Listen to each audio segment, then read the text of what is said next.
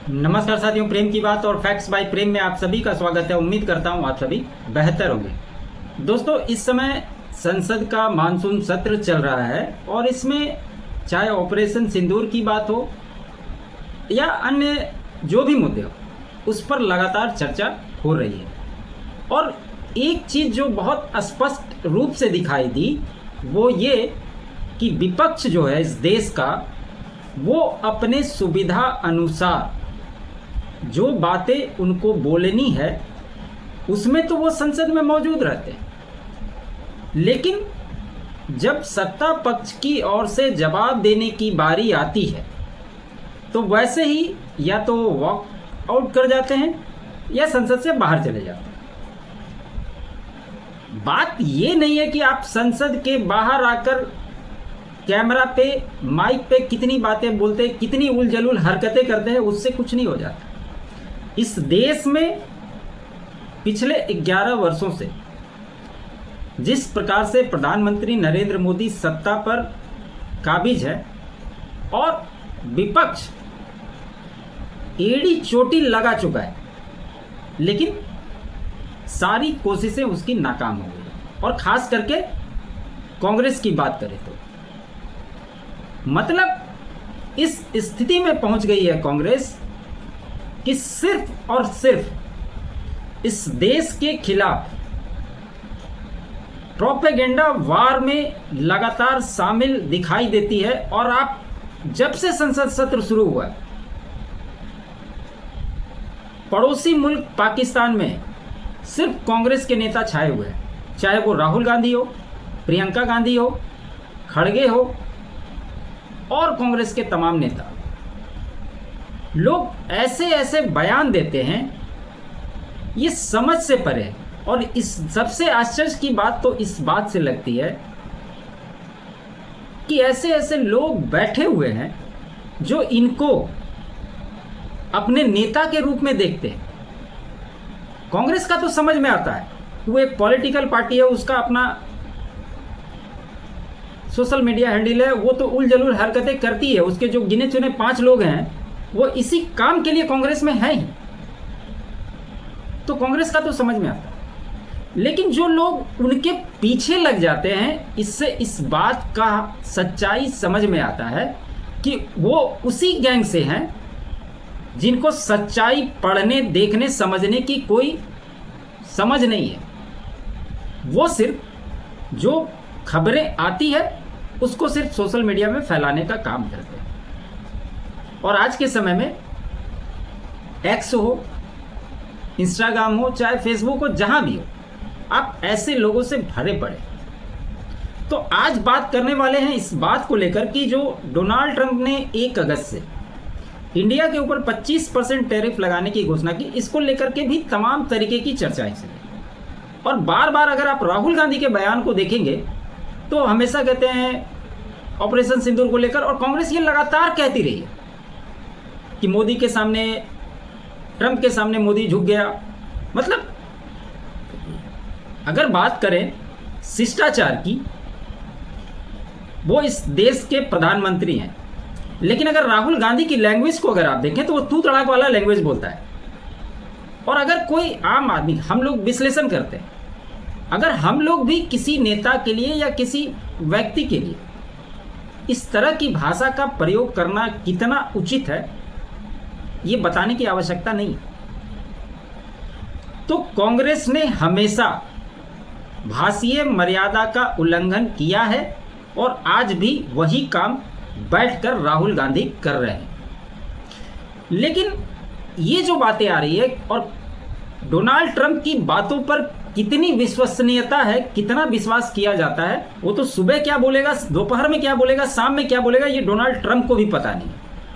जब दूसरी बार अमेरिका के राष्ट्रपति चुने गए थे तो भारत में भी लोगों को ये लग रहा था कि जिस प्रकार से पहले कार्यकाल में वो करना चाहते थे वो नहीं कर सके, लेकिन दूसरे कार्यकाल में मिलने से भारत के साथ उनकी साझेदारी मजबूत होगी और लगातार वो प्रधानमंत्री नरेंद्र मोदी को अपना दोस्त बताते और उन्हें टफ नेगोशिएटर भी बताते थे। लेकिन कहीं ना कहीं अमेरिका को बेचैनी क्यों है? ट्रम्प इतना अकबका क्यों गया? ये जो हर देश में 50%, 30%, 36%, 25%, 15% टैरिफ लगा रहा है, इससे क्या हो? आप दूसरे देशों पर टैरिफ लगाओगे तो क्या दूसरे देशों से जो सामान आप खरीद रहे हो वो क्या आपको मुफ्त में दे देगा? हाल ही में प्रधानमंत्री ब्रिटेन गए थे और फ्री ट्रेड डील का समझौता हुआ था। इन सब बातों से भी डोनाल्ड ट्रंप पूरा एकदम हड़बड़ाया हुआ है, पगला गया है। यही देखने से पता चल रहा है। अब लोग यहाँ पे जो विपक्षी नेता जो कर रहे हैं वो 25% बोल दिया है, मोदी को करना पड़ेगा। मैं तो राहुल गांधी के बयान को देखकर मुझे हंसी आती है। वो झुकेगा, करेगा, इस तरह की भाषा को इस्तेमाल करते हैं। अगर तुझे इतनी ही इकोनॉमी की समझ है तो क्या इस देश की संसद किस लिए बनी? और सिर्फ संसद ही नहीं, सुप्रीम कोर्ट हो, बाकी अन्य संस्थाएं, आप हर चीज पर सवाल उठाते। जब आपके इस देश के अपने संस्थाओं पर विश्वास नहीं है तो नेचुरली है कि आपको पाकिस्तान जो बोलेगा उस पर विश्वास है, डोनाल्ड ट्रंप जो बोलेगा उस पर विश्वास है। हमारे देश के आर्म फोर्सेस के बयान को भी ये लोग नज़रअंदाज करते हैं। और लगातार ये बात आप सुन रहे होंगे कि ट्रंप के कहने पे सीज फायर, मोदी झुक गया, मोदी कर दिया। ये सारे मामले आखिर क्यों उठ रहे हैं? और जो डोनाल्ड ट्रंप बार बार इस बात को कर रहा है कि मैंने ट्रेड डील करने के वादों को लेकर भारत और पाकिस्तान के बीच में युद्ध को रुकवाए, सीज फायर करो, जबकि सदन में बयान देते हुए प्रधानमंत्री ने इस बात को स्पष्ट कर दिया कि ऑपरेशन सिंदूर जारी है। ये मसला तो वहीं खत्म हो गया। इससे आगे बढ़कर विदेश मंत्री एस जयशंकर साहब ने भी कह दिया कि 22 अप्रैल को जब पहलगाम घटना घटी थी और उसके लिए सहानुभूति के लिए कॉल आया था डोनाल्ड ट्रंप का, उस समय से लेकर जो ब्रिक्स सम्मेलन हुआ था वहां से जब वो चले गए थे तब वो फोन करके बुला रहे थे अमेरिका, प्रधानमंत्री नहीं गए। ये भी उसकी चाल ही थी। वो कैसे चाल थी वो भी बताओ। एक तरफ भारत को झुकाने की कोशिश लगातार ट्रंप कर रहा है और उसी के पैरेलल पाकिस्तान को बढ़ाने की कोशिश कर रहा है। और इसी के तहत अभी आसिफ मुनीर को अमेरिका बुलाया था और वो चाहता था कि नरेंद्र मोदी भी अमेरिका आए ताकि एक जगह पे दोनों को बैठा करके मोदी को नीचा दिखाया जा सके। ट्रंप को ये नहीं पता है, उसकी इतनी हैसियत नहीं थी कि वो दोबारा जब राष्ट्रपति का चुनाव लड़ा था तो वो हार गया। और प्रधानमंत्री नरेंद्र मोदी 2002 से पहले मुख्यमंत्री और फिर प्रधानमंत्री 24 वर्षों से लगातार सत्ता पे काबिज। और जो इतना बड़ा मगरमच्छ है इस देश में कांग्रेस, वो तो चाहकर उनको हिला ही नहीं पाई। ट्रंप किस खेत की मूली है? इस 25% टैरिफ लगाने की घोषणा के मायने क्या है, व्यापारिक रिश्तों में इसका क्या असर होगा, इसी पे थोड़ा डिटेल में डिस्कस करते हैं।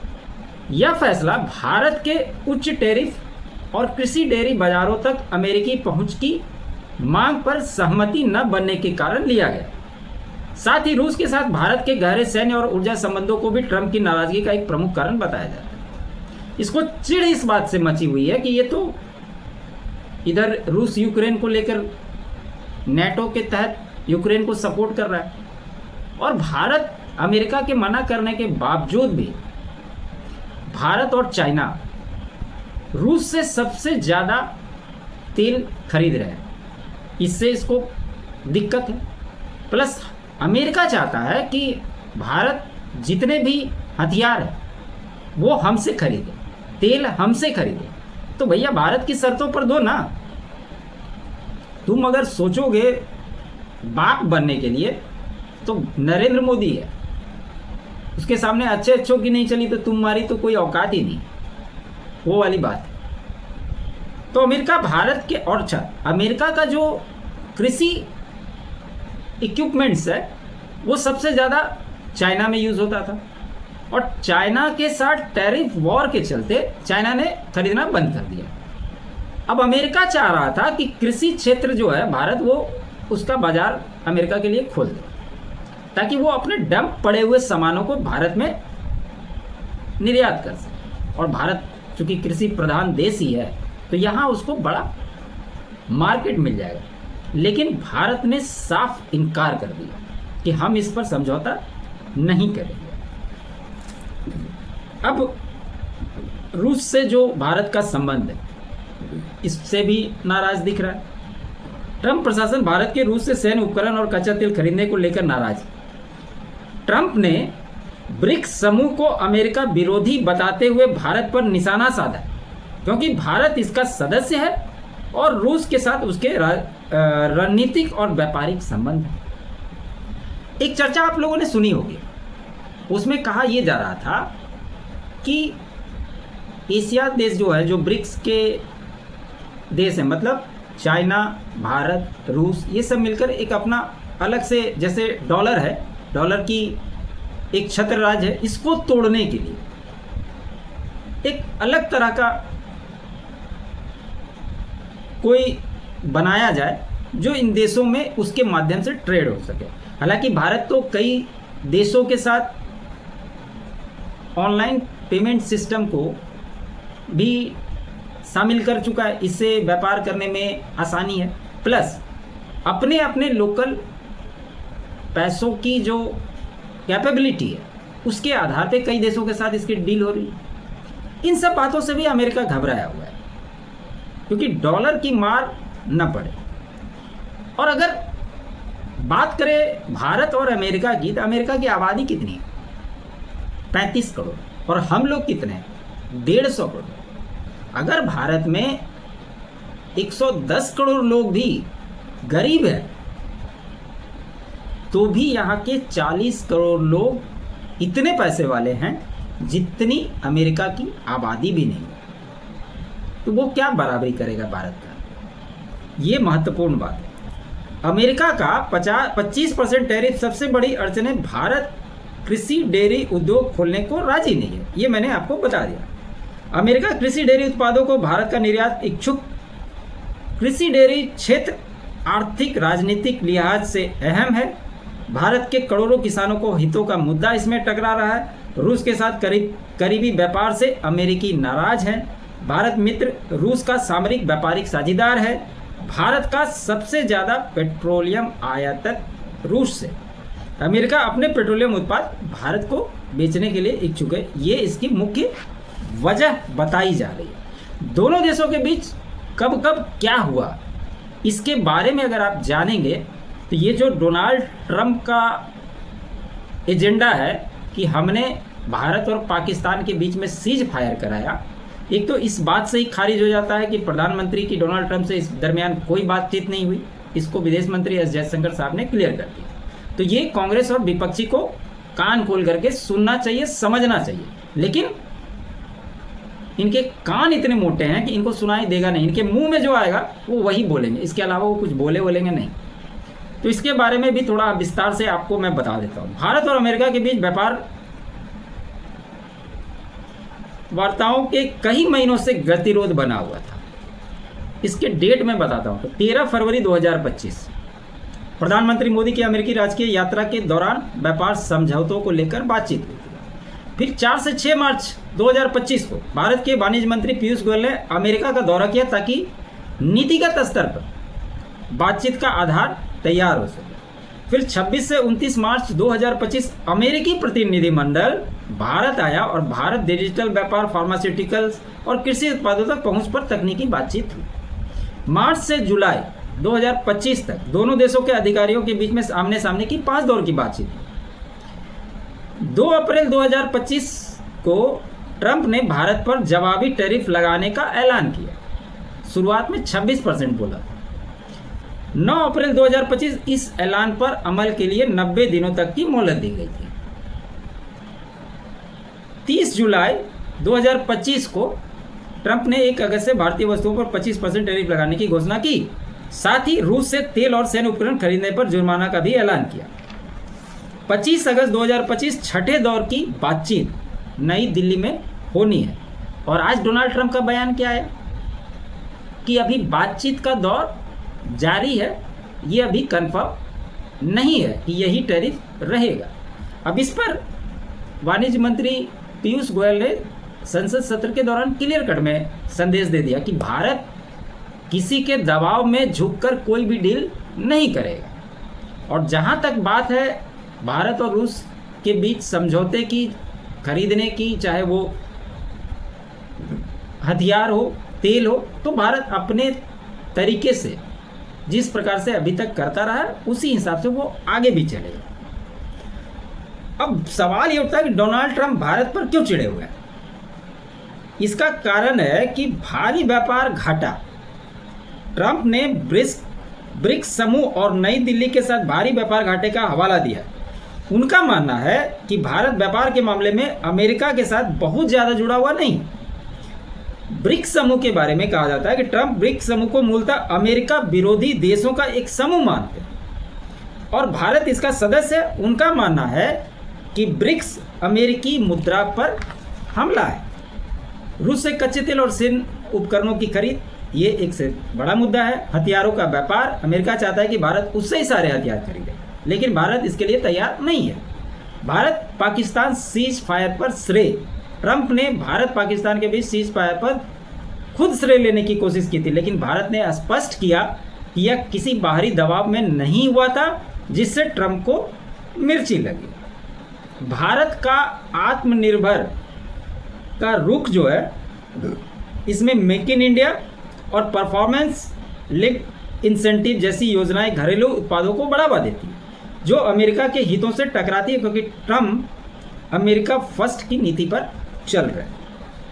अब इन दोनों के बीच में अगर ट्रेड वार व्यापार की बात करें तो 2024-25 के आंकड़े जो कहते हैं वो ये है कि इन दोनों के, अमेरिका और भारत के बीच जो आपसी व्यापार होते हैं वो 131.84 अरब डॉलर का व्यापार होता है। इसमें भारत से निर्यात जो है 86.51 अरब डॉलर, करीब 11.5% भारत निर्यात करता है। और अमेरिका से निर्यात होता है 45.33 अरब डॉलर, 7.44% का ये होता है। और व्यापार संतुलन दृष्टिकोण की ओर से अगर देखें भारत के पक्ष में तो 41.88 अरब डॉलर का ये सारा मामला है। तो ये जो कहना कि 25% टैरिफ लगा दिए, इससे भारत में जो इस तरह से विपक्षी नेता हल्ला कर रहे हैं कि इससे भारत को बहुत दिक्कत नहीं है। वो 25 क्या 50 लगा दे, इससे बहुत ज़्यादा फर्क नहीं पड़ता। लेकिन अगर भारत से जो मेडिसिन जाती है, इससे सस्ता मेडिसिन कोई भी देश प्रोवाइड नहीं कर सकता। और अगर भारत के लिए तो क्या है, अमेरिका से बहुत बड़ा इसका इम्पैक्ट पड़ना नहीं है, उसके लिए बहुत सारे वैश्विक बाजार खुले हुए हैं। वो 10 ऐसी कंट्री को ढूंढ लेगा, आराम से उसके साथ कर लेगा। अमेरिका से नहीं करेगा तो उसको कोई फर्क नहीं पड़ता। इसलिए ये जो नैरेटिव फैलाने की कोशिश की जा रही है, इसको देखने, समझने और सोचने की ज़रूरत है। तो खबर यही थी दोस्तों। उम्मीद करता हूँ आपको ये खबर पसंद आई होगी। आपकी क्या राय है कमेंट के माध्यम से ज़रूर बताएं। साथ ही साथ आपको अगर एनालिसिस फैक्ट कंटेंट पसंद आया हो तो एक लाइक ज़रूर कीजिएगा, अधिक से अधिक शेयर कीजिएगा। चैनल पे नए हैं तो चैनल को सब्सक्राइब कर लीजिएगा। साथ ही साथ मेरे अल्टरनेट चैनल फैक्ट्स बाय प्रेम को भी आप सब्सक्राइब करें। और अगर आप कंट्रीब्यूट करना चाहें तो डिटेल आपके स्क्रीन पे दिखाई देंगे। आप सभी का बहुत बहुत धन्यवाद। जय हिंद, जय भारत।